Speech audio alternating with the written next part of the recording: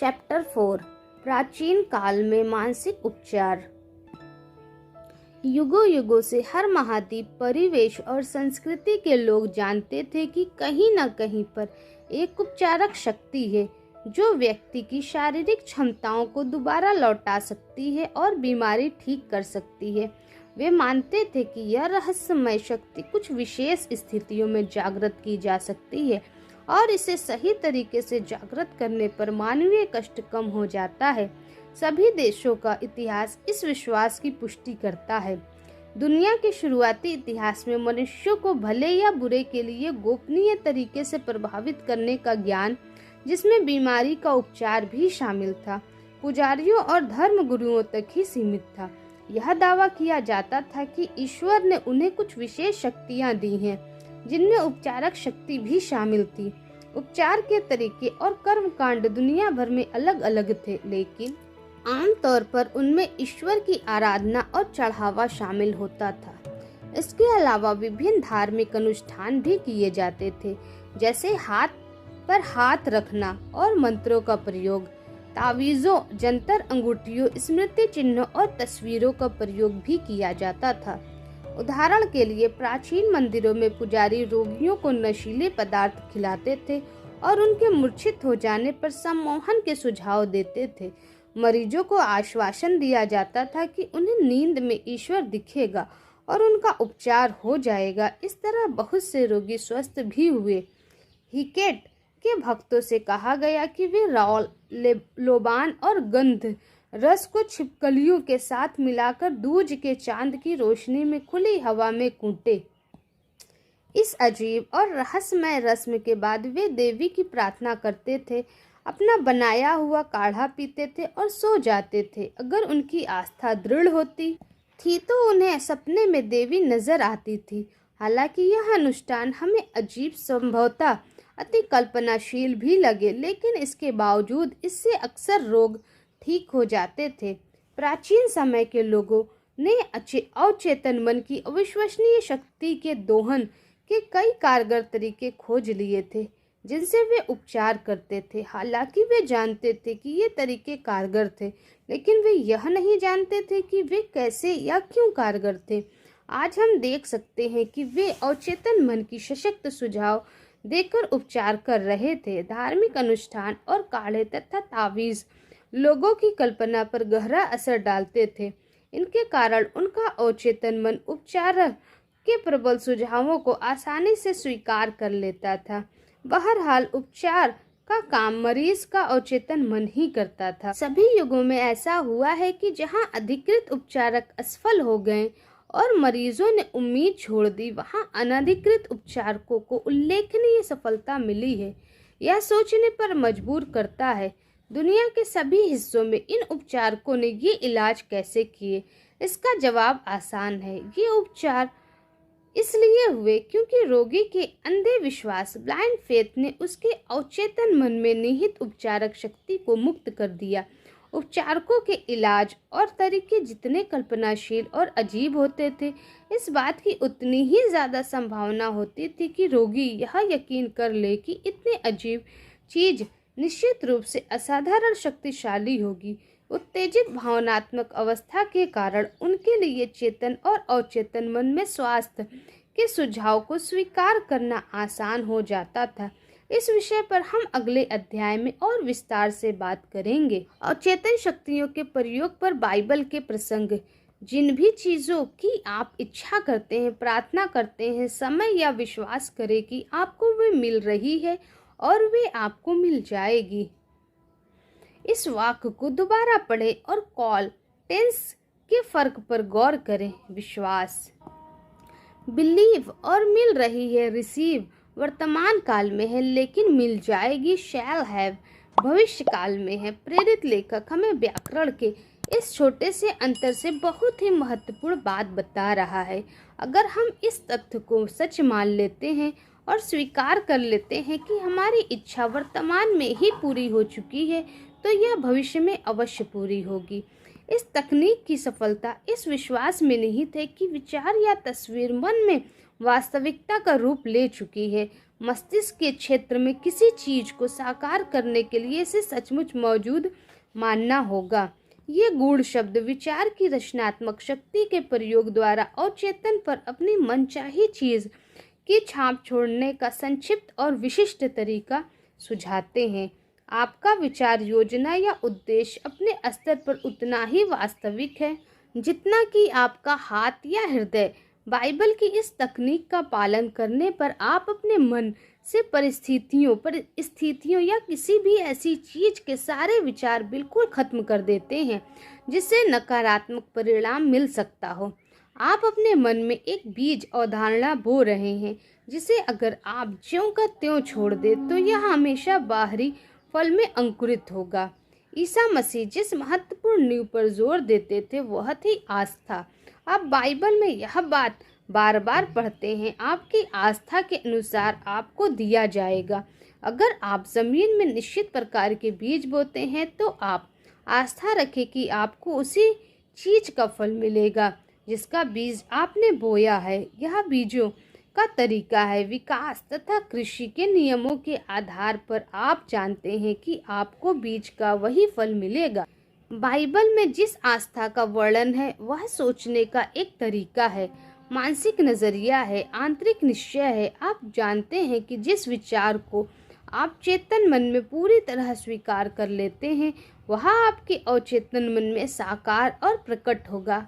आस्था एक तरह से उसे सच मानना है जिसे आपकी तर्क शक्ति और इंद्रियां अस्वीकार करती हैं।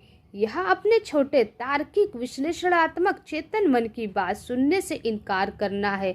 यह तो अपने अवचेतन मन की आंतरिक शक्ति पर पूरे विश्वास का नजरिया रखना है। यहाँ बाइबल की उपचार तकनीक का एक बहुत मशहूर उदाहरण है। और जब वे घर में आए तो उनके पास अंधे आदमी आए और ईसा मसीह ने उनसे पूछा, तुम्हें विश्वास है कि मैं यह करने में सक्षम हूँ? उन्होंने कहा, हाँ प्रभु।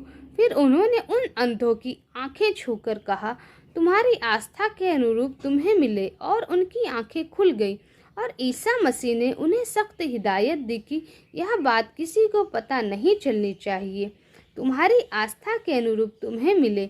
यह कहकर ईसा मसीह अंधे व्यक्तियों के अवचेतन मन से सहयोग मांग रहे थे। उनकी आस्था उनकी सबसे बड़ी उम्मीद थी, उनकी आंतरिक भावना थी। उनका आंतरिक विश्वास था कि कोई चमत्कार होगा और उनकी प्रार्थना का जवाब मिलेगा, और ऐसा ही हुआ। यह उपचार की सनातन तकनीक है जिसका प्रयोग दुनिया भर के सभी उपचारक समूह करते हैं, चाहे वे किसी भी धार्मिक पंथ के हों।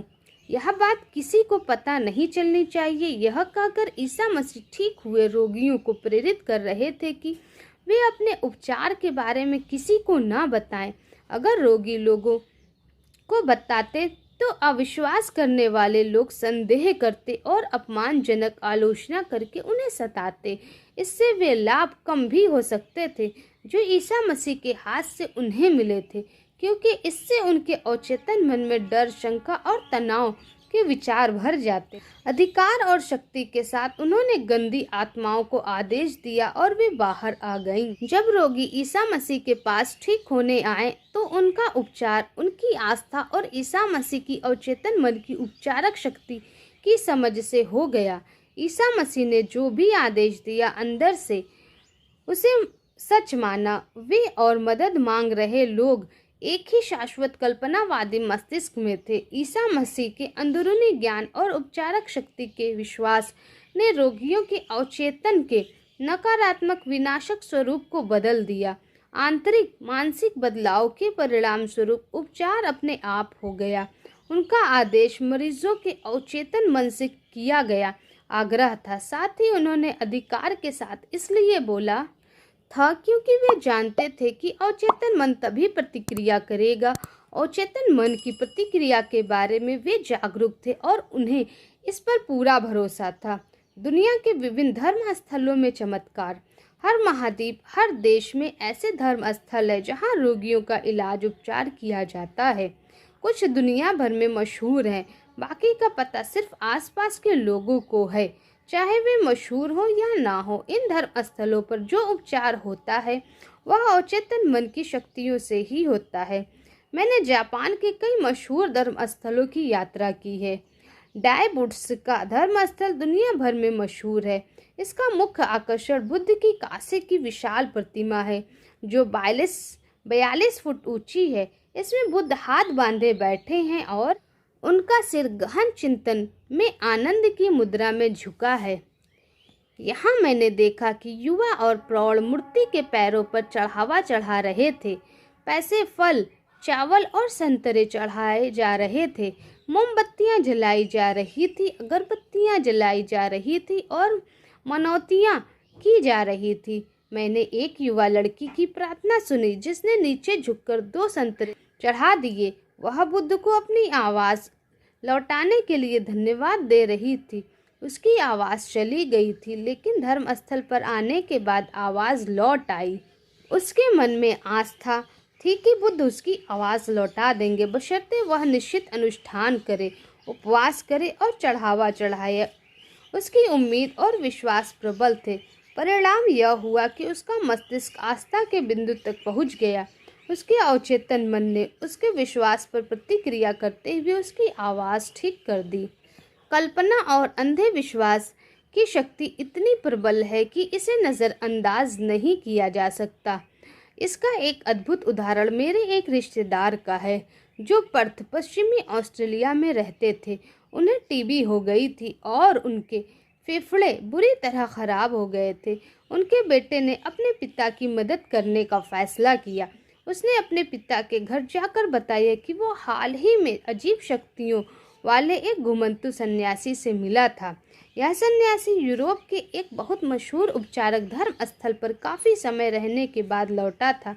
वहाँ से वह ट्रू क्रॉस, एक छोटे से टुकड़े को लाने में कामयाब हो गया था। ट्रू क्रॉस जो एक मध्ययुगीन अंगूठी में जड़ा है और इस अंगूठी या क्रॉस के टुकड़े को छूने भर से सदियों से अनगिनत रोगी ठीक होते आ रहे थे। जब बेटे ने यह सुना तो उसने सन्यासी को अपने पिता की बीमारी के बारे में बताया और उससे अंगूठी उधार मांगी। सन्यासी तैयार हो गया और बेटे ने स्वेच्छा से $500 का सामान सन्यासी को भेंट कर दिया। जब बेटे ने अपने पिता को अंगूठी दिखाई तो उन्होंने उसके हाथ से अंगूठी छीन ली। उन्होंने अंगूठी अपने सीने से लगाई, मन ही मन प्रार्थना की और सो गए। सुबह तक वे ठीक हो चुके थे। क्लिनिक के सभी परीक्षणों की रिपोर्ट थी कि उन्हें टीबी नहीं है। इस तरह के चमत्कार हर समय होते हैं। इस चमत्कार के बारे में सबसे महत्वपूर्ण बात यह है कि बेटे की अद्भुत कहानी बिल्कुल मनगढ़ंत थी। सच तो यह था कि उसने फुटपाथ से लकड़ी का एक सामान्य टुकड़ा उठा लिया था और सुनार के यहाँ जाकर पुराने ज़माने की डिज़ाइन वाली एक सोने की अंगूठी में जड़वा लिया था। फिर उसने अपने पिता को यह अंगूठी दे दी। जाहिर है आप समझ गए होंगे कि फुटपाथ से उठाए उस लकड़ी के टुकड़े से पिता का उपचार नहीं हुआ था। नहीं, उपचार तो पिता की कल्पना शक्ति के कारण हुआ था जो प्रबलता से बढ़ गई थी। इसके साथ ही पूर्ण उपचार की विश्वास भरी उम्मीद भी थी। कल्पना शक्ति आस्था या व्यक्तिपरक भावना के साथ मिल गई और इन दोनों के मेल से उसके अवचेतन मन की शक्ति ने उपचार कर दिया। पिता को कभी पता नहीं चल पाया कि उनके साथ यह चाल चली गई थी। अगर उन्हें यह बात पता चल जाती तो हो सकता है कि उन्हें वह बीमारी दोबारा हो जाती। बहरहाल उनकी टीबी कभी नहीं लौटी। वे टीबी से हमेशा हमेशा के लिए मुक्त हो गए और 15 साल बाद 89 साल की उम्र में अन्य कारणों से मरे। शाश्वत उपचारक सिद्धांत। यह एक मान्य तथ्य है कि उपचार की सभी पद्धतियां बहुत आश्चर्यजनक उपचार कर सकती हैं। आप इस निष्कर्ष पर पहुंचेंगे कि यह किसी आंतरिक घटक और प्रक्रिया के कारण होगा जो सब में समान हो। सचमुच ऐसा ही है। उपचार का घटक अवचेतन मन है और उपचार की प्रक्रिया आस्था है। इन आधारभूत सच्चाइयों के बारे में गहराई से सोचें। आपके मानसिक कार्यों का विभाजन करके एक कार्य चेतन मन को और दूसरा कार्य अवचेतन मन को सौंपा गया है। आपका अवचेतन मन सुझाव की शक्ति का हमेशा पालन करता है। आपके शरीर के सभी कार्यों, स्थितियों और अनुभूतियों पर आपके अवचेतन मन का पूरा नियंत्रण है। आप पक्के तौर पर जानते हैं कि सुझाव से सम्मोहित व्यक्तियों में किसी भी बीमारी के लक्षण पैदा किए जा सकते हैं। उदाहरण के लिए, सम्मोहित अवस्था में दिए गए सुझाव की प्रकृति के अनुसार व्यक्ति को बुखार हो सकता है, उसका चेहरा लाल हो सकता है या उसे सर्दी हो सकती है। आप व्यक्ति को सुझाव दे सकते हैं कि उसे लकवा मार गया है और वह चल नहीं सकता है, और ऐसा ही होगा। आप सम्मोहित व्यक्ति की नाक के नीचे ठंडे पानी का एक कप रखकर उसे बता सकते हैं, इसमें नस्वार भरी है, इसे सूंघो। वह बुरी तरह और बार बार छींकने लगेगा।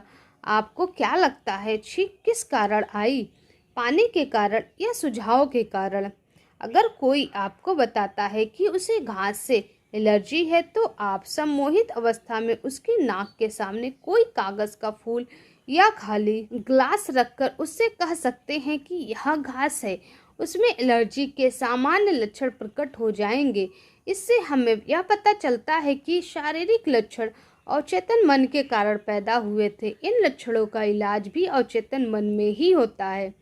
विभिन्न चिकित्सा पद्धतियां जैसे ऑस्टियोपैथी, कायरोप्रैक्टिस, ची क्वांग, एक्यूपंक्चर और नेचुरोपैथी उल्लेखनीय उपचार का दावा करती है। यही दावा दुनिया भर के विभिन्न धर्मों के अनुष्ठान और कर्म कांड करते हैं।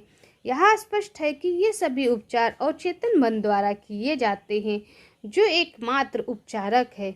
ध्यान दें कि अवचेतन मन आपकी उंगली के घाव को किस तरह भरता है।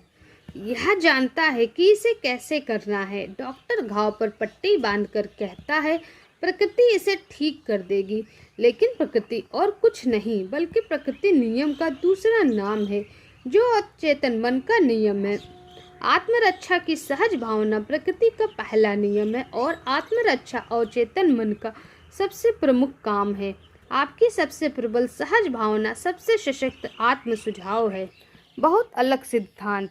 विभिन्न धार्मिक पंथों और प्रार्थना उपचार समूहों ने उपचार के कई अलग अलग सिद्धांत दिए हैं। बहुत से लोग यह दावा करते हैं कि उनका सिद्धांत ही सही है, क्योंकि उनके तरीके से अच्छे परिणाम मिलते हैं। जैसा हम इस अध्याय में पढ़ चुके हैं, यह सही नहीं हो सकता। जैसा आप जानते हैं, उपचार के बहुत से तरीके हैं। फ्रैज एंटन मेस्मर एक ऑस्ट्रेलियन चिकित्सक थे जो पेरिस में इलाज करते थे। उन्होंने पाया कि वे बीमार के शरीर पर चुंबक लगाकर उसे चमत्कारी तरीके से ठीक कर सकते थे। उन्होंने कांच और कई धातुओं के टुकड़ों से भी इलाज करके दिखाया। बाद में उन्होंने इन सभी वस्तुओं का प्रयोग छोड़ दिया और रोगी के शरीर पर हाथ फेरकर इलाज करने लगे।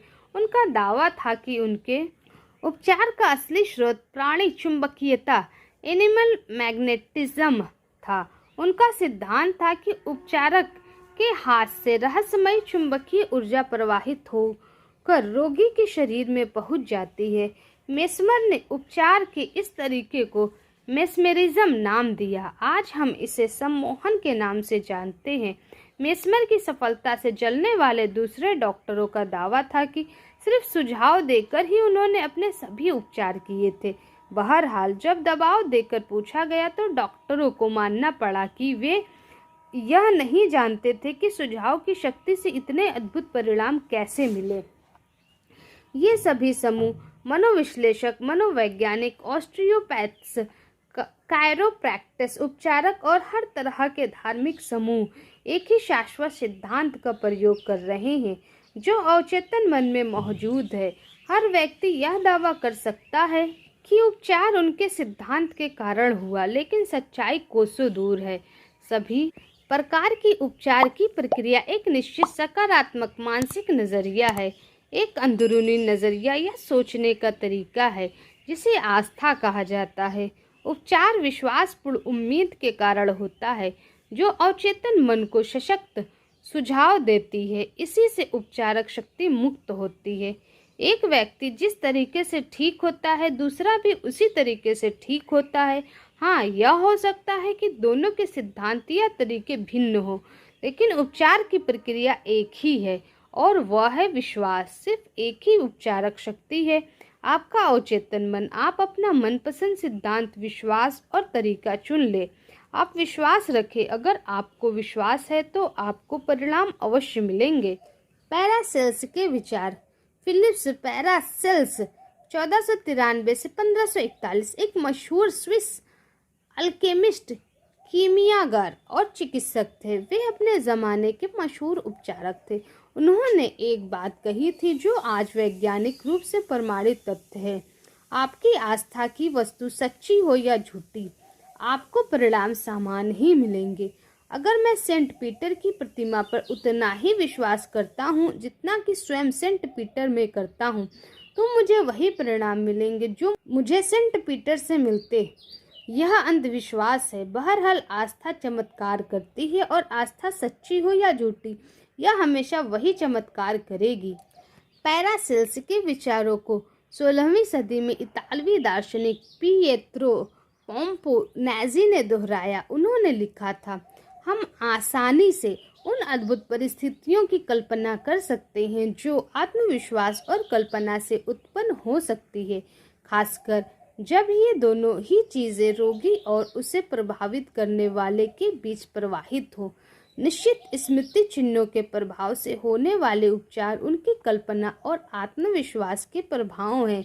नीम हकीम और दार्शनिक जानते हैं कि अगर किसी संत की अस्थियों की जगह किसी सामान्य इंसान की अस्थियों को रख दिया जाए, तब भी बीमारियों को उतने ही लाभकारी परिणाम मिलेंगे, बशर्ते उन्हें यह यकीन हो कि यही सच्चे स्मृति चिन्ह है। जरा सोचे कि इसका क्या मतलब है। अगर आप संत की अस्थियों की शक्तियों पर या किसी जगह के पानी के उपचारक गुणों या मेरे ऑस्ट्रेलियाई रिश्तेदार की तरह लकड़ी के टुकड़े के चमत्कारी परिणामों में यकीन करते हैं, तो आपको परिणाम जरूर मिलेंगे, क्योंकि आपके अवचेतन मन को सुझाव दिया गया है। आखिर उपचार तो अवचेतन मन ही करता है। बर्नहीम के प्रयोग। हिप्पोलाइट बर्नहीम 20वीं सदी के शुरुआत में फ्रांस के नैन्सी में प्रोफेसर ऑफ मेडिसिन थे। वे उन शुरुआती लोगों में थे जिन्होंने यह स्पष्ट किया कि चिकित्सक द्वारा रोगी को दिए गए सुझाव अवचेतन मन की शक्ति के कारण परिणाम देते हैं। बर्नहीम ने एक आदमी की कहानी बताई जिसकी जीभ को लकवा मार गया था। हर तरह का इलाज किया लेकिन कोई फायदा नहीं हुआ। फिर एक दिन उस आदमी के डॉक्टर ने उसे बताया कि उसे एक नया यंत्र मिल गया है जो उसकी समस्या को बिल्कुल ठीक कर देगा। इसके बाद डॉक्टर ने उसके मुंह में एक जेबी थर्मामीटर लगा दिया। मरीज को लगा कि यही वह यंत्र है जो उसे ठीक कर देगा। कुछ ही पलों में वह खुशी से चिल्लाने लगा कि अब वह फिर से अपनी जीभ को घुमा सकता है। बर्नहीम आगे कहते हैं, हमारे प्रकरणों में इसी तरह के कुछ तथ्य मिलेंगे। एक युवती मेरे ऑफिस में आई। 4 हफ्तों से उसकी आवाज़ पूरी तरह चली गई थी। जांच पड़ताल के बाद मैंने अपने विद्यार्थियों को बताया कि कई बार बोलने की क्षमता बिजली के प्रयोग से तत्काल लौट आती है, क्योंकि इससे सुझाव दिया जा सकता है। मैंने अपना इंडक्शन एपरेट्स बुलवाया। मैंने उसके स्वर यंत्र लिरिक्स को थोड़ा हिलाया और कहा, अब तुम बोल सकती हो।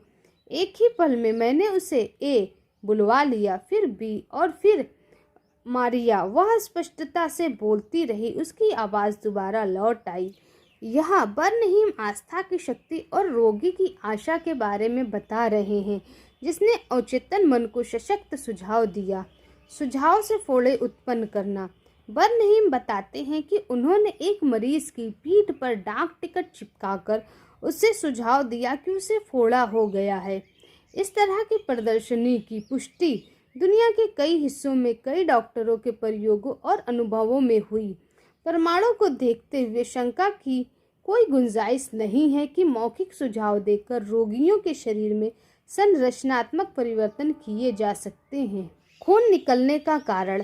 सुझाव से खून भी निकलवाया जा सकता है।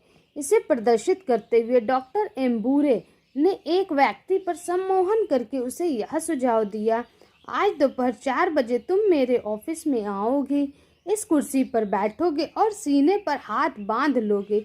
इसके बाद तुम्हारी नाक से खून बहने लगेगा। दोपहर को उस युवक ने ठीक वही किया। जैसा उसे सुझाव दिया गया था। जब उसने अपने हाथ बांध लिए तो उसके बाएं नथुने से खून की कुछ बूंदें टपक गईं।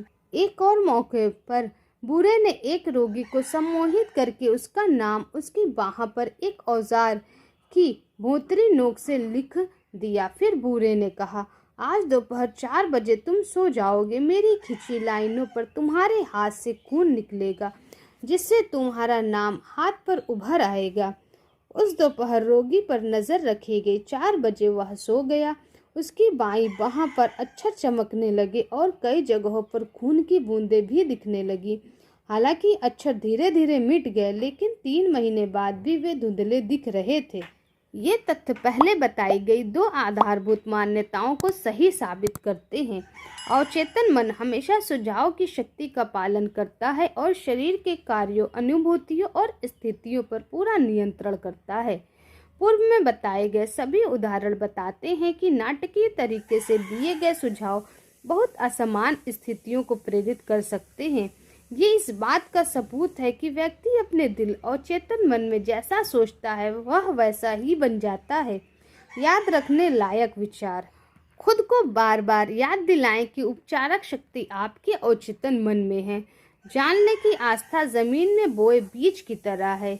यह अपनी तरह के फल देती है। अपने मन में विचार का बीज बोले, इसे उम्मीद का पानी और खाद दे, यह वास्तविकता में बदल जाएगा।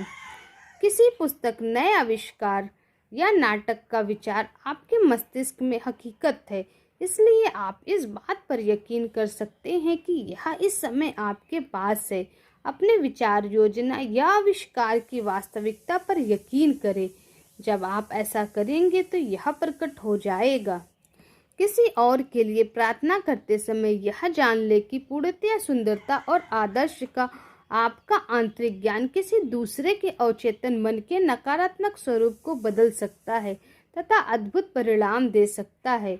आप विभिन्न धर्मस्थलों पर जिन चमत्कारी उपचारों के बारे में सुनते हैं वे कल्पना शक्ति और अंधी आस्था के कारण होते हैं, जो अवचेतन मन पर कार्य करके उपचारक शक्ति को मुक्त करती है। सारे रोग मस्तिष्क में पैदा होते हैं। कोई भी चीज शरीर पर तब तक प्रकट नहीं होती जब तक कि उसके अनुरूप मानसिक संरचना न हो। सम्मोहन के सुझाव से लगभग हर रोग के लक्षण उत्पन्न किए जा सकते हैं। इससे पता चलता है कि आपके विचार कितने शक्तिशाली हैं। उपचार की सिर्फ एक ही प्रक्रिया है और वह है आस्था। सिर्फ एक ही उपचारक शक्ति है और वह है आपका अवचेतन मन।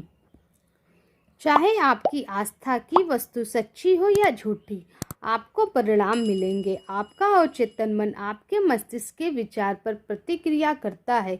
आस्था को अपने मस्तिष्क के विचार के रूप में देखें, इतना ही काफ़ी है।